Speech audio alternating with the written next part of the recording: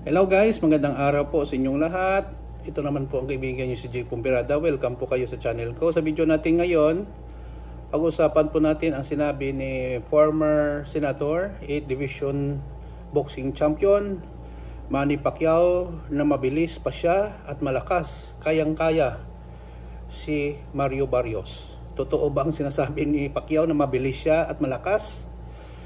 Before tayo guys magsimula, magpapasalamat muna po ako sa lahat ng mga followers, subscribers, supporters ng channel ko. Maraming salamat po sa inyong walang sawang panonood at suporta.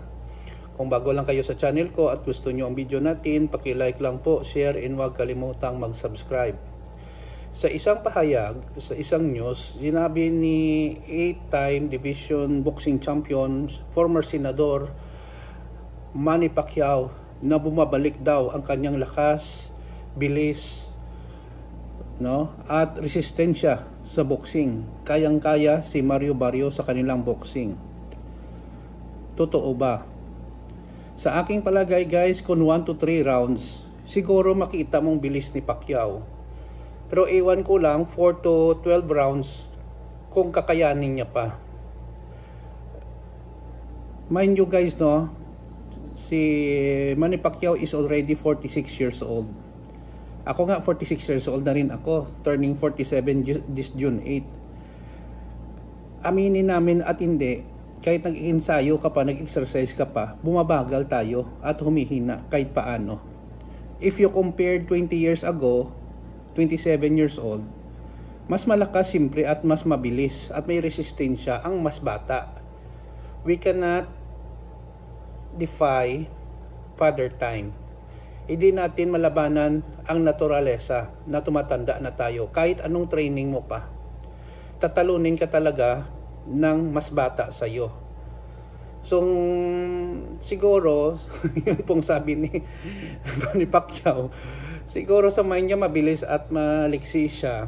Pero, in long run, makikita talaga natin ang epekto ng may edad na. Pangalawa, si Mario Barrios is only 29 years old. Matangkad, 6-footer.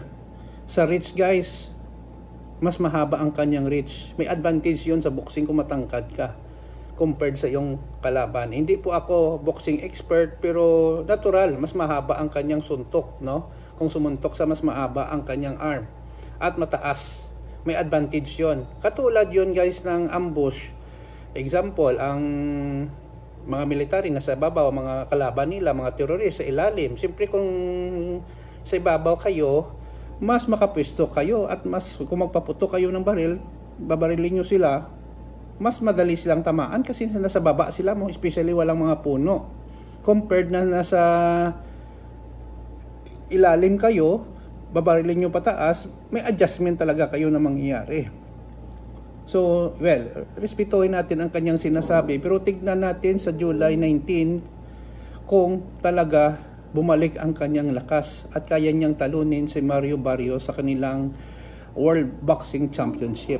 Ano ba guys ang inyong masasabi? Malakas pa rin ba at mabilis si Manny Pacquiao sa boxing? Pakilagay lang po sa comment section ng ating video. Please like, share, and huwag kalimutang mag-subscribe. Mahal ko kayo, ingat po tayo lagi. Ito naman pong kaibigan nyo si Jake. Kita-kita po tayo guys sa sunod na video. Paalam. Please subscribe to my channel guys. Huwag kalimutan. Maraming salamat po sa inyong lahat.